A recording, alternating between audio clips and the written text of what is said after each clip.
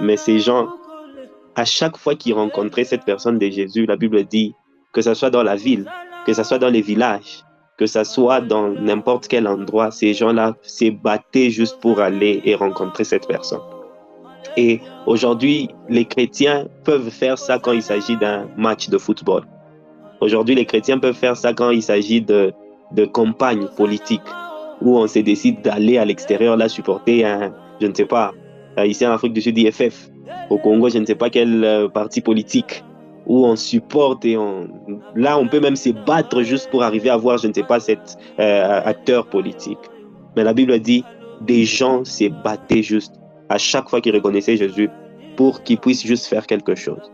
Alors, j'aimerais dire quelque chose ce soir, c'est que n'oublions pas ou n'enlevons pas en nous que les miracles existent. N'oublions pas que le même Jésus qui travaillait dans le temps, là, dans ces temps-là, c'est le même qui travaille même aujourd'hui. Les malades peuvent toujours guérir, les situations peuvent changer. Il dit, si seulement je peux, la Bible dit, il cherchait qu'il puisse même toucher les vêtements. C'est comme la femme à la perte des sangs. Elle n'était pas la seule. Elle n'était pas la seule. Plusieurs voulaient toucher aussi les vêtements de Jésus.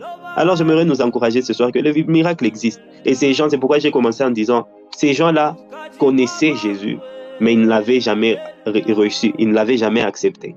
Mais nous, on ne connaît pas seulement Jésus, mais il est en nous, il vit en nous.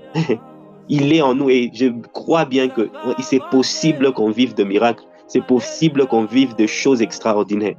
Juste la présence de Jésus dans nos vies peut changer plusieurs choses, plusieurs situations dont nous traversons. Pourquoi? Parce que Jésus-Christ est en nous. Que Dieu nous bénisse.